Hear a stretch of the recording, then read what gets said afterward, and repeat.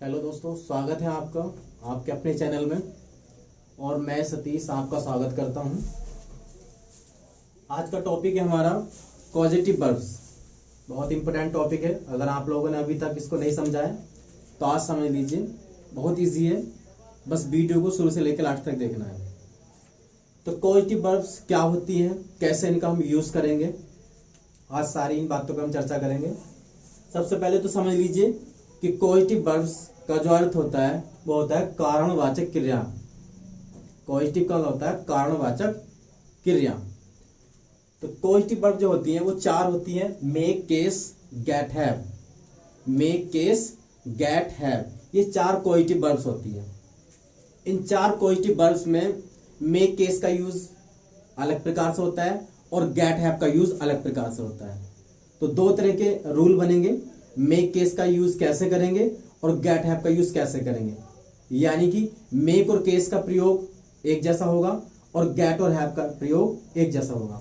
तो सबसे पहले हम बात करेंगे मेक और केस के प्रयोग की, कि मेक और केस पॉजिटिव वर्ब जो है इनका यूज कैसे करें। लैंग्वेज लिखी है मैंने, बहुत सिंपल है। जब हम किसी को कोई कार्य करने के लिए मनाते हैं या मजबूर करते हैं, जब हम किसी को कोई कार्य करने के लिए मनाते हैं या मजबूर करते हैं, तब उस सेंटेंस में कॉजेटिव वर्ब मेक या केस का यूज होता है। ठीक है दोस्तों, इसके लिए एक क्वेश्चन भी बनाई है मैंने। सबसे पहले हम क्या करेंगे, सब्जेक्ट का यूज करेंगे, उसके बाद मेक या केस का यूज करेंगे टेंस के अकॉर्डिंग, टेंस के अनुसार, और उसके बाद फिर पर्सन लगाएंगे। वो पर्सन आपका कोई भी हो सकता है जिसको आप मजबूर करेंगे या मनाएंगे। और पर्सन के बाद वर्ब की फर्स्ट फॉर्म का यूज करेंगे, यहाँ पे V1 लिखा है मैंने, एंड उसके बाद अदर्स। तो ये इक्वेशन है। इस इक्वेशन के माध्यम से हम मेक और केस जो पॉजिटिव वर्ब है इनका यूज आसानी से समझ लेंगे। ठीक है दोस्तों, तो ये कुछ मैंने एग्जाम्पल लिखे हैं। इन एग्जाम्पल में मेक और केस पॉजिटिव वर्ब का यूज हो रहा है। तो सबसे पहले तो आप ये देखिए कि इन 6 के 6 एग्जाम्पल में ये जो हमने मेक और केस की लैंग्वेज लिखी है ये फिट बैठ रही है कि नहीं बैठ रही है। लैंग्वेज क्या है कि जब हम किसी को कोई कार्य करने के लिए मनाते हैं या मजबूर करते हैं। तो देखिए इन 6 के 6 सेंटेंस में हम किसी को कोई कार्य करने के लिए मना रहे हैं या मजबूर कर रहे हैं या नहीं कर रहे हैं। पहला सेंटेंस है, मैं उसे जोर से हंसाता हूं। मैं उसे जोर से हंसाता हूं, इसका मतलब वो खुद नहीं हंस रहा है, मैं उसे हंसाने के लिए मजबूर कर रहा हूं, मैं उसे हंसने के लिए मजबूर कर रहा हूं। दूसरा सेंटेंस है, तुम बच्चों को रुला रहे हो। यानी कि बच्चा खुद नहीं रो रहा है, हम उसे क्या है रुला रहे हैं, तुम उसे रुला रहे हो। तो यहां भी क्या है, पॉजिटिव वर्ब का यूज होगा। हमने घोड़े को तेज दौड़ाया। तो देखिए घोड़ा खुद नहीं दौड़ा, हमने उसे मजबूर किया तेज दौड़ने के लिए। तो यहां भी पॉजिटिव वर्ब मेक या केस का यूज होगा। इस बच्चे को हंसाओ, यानी कि बच्चा खुद हंसना नहीं चाहता, हम उसको हंसा रहे हैं, हम उसको मजबूर कर रहे हैं। एंड नेक्स्ट सेंटेंस है, क्या मैंने आपसे कठिन परिश्रम कराया। तो देखिए यहां भी क्या है, हम किसी से कठिन परिश्रम करवा रहे हैं, यानी कि वो खुद करना नहीं चाहता, हम उसको मजबूर कर रहे हैं या कन्वेंस कर रहे हैं, यानी कि उसको मना रहे हैं। तुमने आज मुझे बहुत हंसाया है। तो देखिए तुमने आज मुझे बहुत हंसाया है, इसका मतलब कोई बंदा खुद हंसना नहीं चाहता था, किसी और ने उसको क्या करा, मजबूर करा या कन्वेंस करा, मनाया हंसने के लिए, तब वो हंसा। तो सारे के सारे सेंटेंस में क्या है, किसी चीज को, किसी पर्सन को बाध्य किया जा रहा है कुछ करने के लिए या उसको कन्वेंस किया जा रहा है, यानी कि उसको मनाया जा रहा है। ठीक है दोस्तों, तो चलिए ट्रांसलेशन कर लेते हैं। ये इक्वेशन फिट बैठेगी जो मैंने यहाँ पे लिखी है, subject plus make oblique case, tense का अकॉर्डिंग इनका यूज होगा, प्लस पर्सन प्लस V1 यानी कि वर्ब की फर्स्ट फॉर्म आएगी, एंड प्लस अदर्स, अदर्स में जो कुछ बचेगा वो लगाएंगे। पहला सेंटेंस है हमारा, मैं उसे जोर से हंसाता हूं। प्रेजेंट हेड का वाक्य है, तो प्रेजेंट हेड के अकॉर्डिंग हम सेंटेंस बनाएंगे। आई सब्जेक्ट हो गया, फिर मेक या केस में से एक लगा देंगे, मेक। उसके बाद किसे हंसाता हूं, उसे। तो उसे के लिए हम हिम भी ला सकते हैं, हर भी ला सकते हैं। क्यों लगा सकते हैं, क्योंकि उसे का पता नहीं चल रहा है, लिंग यानी कि जेंडर का पता नहीं चल रहा है कि यहाँ पे स्त्री है या पुरुष है, तो आप हिम भी ला सकते हैं और हर भी ला सकते हैं। उसके बाद क्या लगाना है हमें, पर्सन। ये पर्सन लगा दिया हमने, एंड उसके बाद वर्ब की फर्स्ट फॉर्म, वर्ब क्या हमारी हंसाना, हंसानी फर्स्ट फॉर्म लगा दी लाफ। ठीक है दोस्तों, उसके बाद कैसे हंसाना, जोर से। अदर्स में क्या आ जाएगा, जोर से की अंग्रेजी आ जाएगी लाउडली। तो आई मेक हिम या हर लाफ लाउडली। ठीक है। दूसरा सेंटेंस है तुम बच्चे को रुला रहे हो। यहाँ पे हमारा टेंस है प्रेजेंट कंटिन्यूअस और सब्जेक्ट है तुम यानी कि यू के अकॉर्डिंग हेल्पिंग वर्ब आएगी आर। अब मेक या केस को कंटिन्यूअस के हिसाब से बनाएंगे। हमने यहाँ पे केस लगाई है, हम मेक भी लगा सकते हैं, तो केस में हमने आई जोड़ दिया केसिंग। अब पर्सन में क्या आ जाएगा बच्चा द चाइल्ड। अब क्या कर रहे हैं बच्चों को, वर्ब की फर्स्ट फॉर्म आएगी रुला रहे हैं, वर्ब हमारी है रुलाना, तो रोने की होती है बीप, अब उसकी फर्स्ट फॉर्म आएगी। अब यहाँ पे समझ लीजिए, देखिए दोस्तों यहाँ पे हमने मेक लगाया था तो यहाँ पे हमने ओनली लाफ लगाया था, ठीक है, पर यहाँ पे हम केस का यूज कर रहे हैं और केस के बाद हम दूसरी जो वर्ब है इसको हम कैसे जोड़ रहे हैं टू से, इन्फिनिटिव टू से।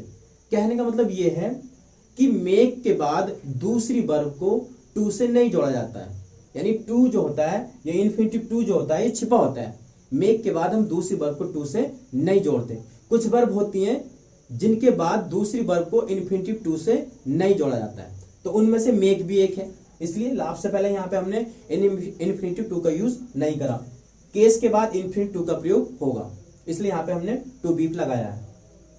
हमने घोड़े को तेज दौड़ाया, यहाँ पे हमारा टेंस है पास्ट इंडेफिनिट और हमारा सब्जेक्ट है बी, तो वी आ गया। उसके बाद हमने मेक की सेकंड फॉर्म मेड लगा दी क्योंकि 5 मिनट का वाक्य है, हम केस्ड भी लगा सकते थे। और उसके बाद पर्सन, पर्सन में क्या आएगा, पर्सन में आएगा घोड़ा, किसको दौड़ा रहे हैं, घोड़े को दौड़ा रहे हैं, तो घोड़े की अंग्रेजी आएगी द हॉर्स। उसके बाद वर्ब की फर्स्ट फॉर्म, वर्ब क्या है दौड़ाना, तो दौड़ने की होती है रन, रन का रन आएगा। देखिए यहाँ भी क्या है टू रन नहीं लगाएंगे क्योंकि मेक है ना, मेक के बाद हम दूसरी वर्ब को टू से नहीं जोड़ेंगे। अब कैसे दौड़ाया, तेज दौड़ाया, तो अदर्स में क्या आ जाएगा, तेज की अंग्रेजी आ जाएगी फास्ट, तो be made the horse run fast. Next sentence हमारा इस बच्चे को हंसाओ, ये सेंटेंस हमारा इंपरेटिव है, तो इंपरेटिव है तो इंपरेटिव की तरह इसका ट्रांसलेशन होगा। और आप सबको पता है इंपरेटिव में क्या होता है, वर्ब से सेंटेंस स्टार्ट होता है और वर्ब हमारी क्या लगानी है हमें, मेक या केस, टेंस के अकॉर्डिंग, तो हमने मेक लगा दिया। उसके बाद पर्सन में क्या आएगा, इस बच्चे की अंग्रेजी आएगी दिस चाइल्ड, और फिर वर्ब की फर्स्ट फॉर्म लाफ, अदर में कुछ है नहीं। या मैंने यहाँ में बनाया है ये, आप मेक की जगह क्या ला सकते हैं, केस भी ला सकते हैं, तो केस दिस चाइल्ड।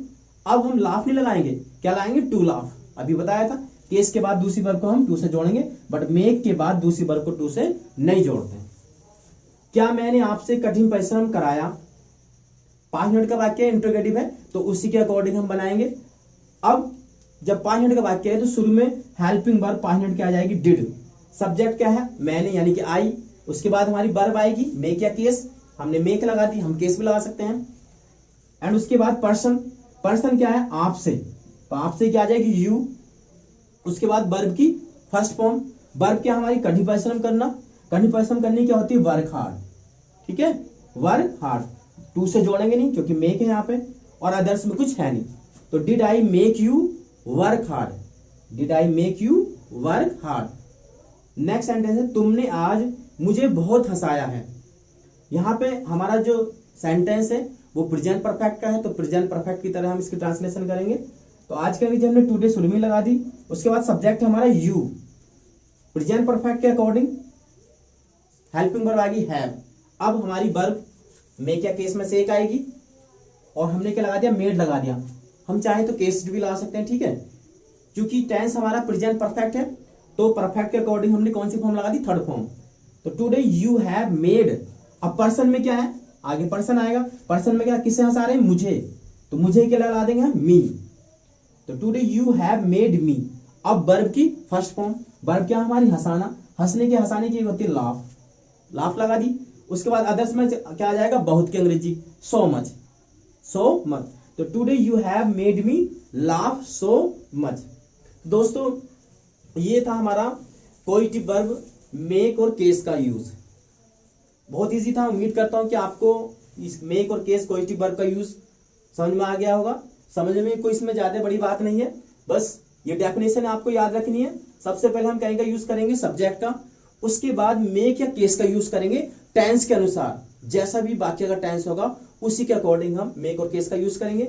उसके बाद पर्सन आएगा, जिस व्यक्ति को, जिस पर्सन को हम मजबूर कर रहे हैं या कन्वेंस कर रहे हैं कुछ करने के लिए, एंड उस पर्सन के बाद आएगी वर्ब की first form and plus others में जो कुछ और कुछ होगा वो अदर्स में आ जाएगा, ठीक है दोस्तों। अब हम पढ़ेंगे गेट और हैव। जो कोएक्टिव वर्ब गेट और हैव है, इसका यूज कैसे करेंगे, कब करेंगे। ठीक है दोस्तों, तो अगले एग्जाम्पल में हम गेट और हैव का यूज देखते हैं। ठीक है, चलिए। तो ये दोस्तों गेट और हैव के एग्जाम्पल है, समझ लीजिए सही से। लैंग्वेज क्या है गेट और हैव के यूज की, जब हम कोई कार्य खुद ना करके किसी अन्य से कराते हैं, जब हम कोई कार्य खुद ना करके किसी और से, किसी अदर से कराते हैं, उस सेंटेंस में या उस सिचुएशन में हम कोएक्टिव वर्ब गेट या हैव का यूज करते हैं। ठीक है, ये इक्वेशन है इसकी, जैसे पहले थी मेक और केस की, ये भी कुछ ऐसी है, बस थोड़ा सा चेंज है।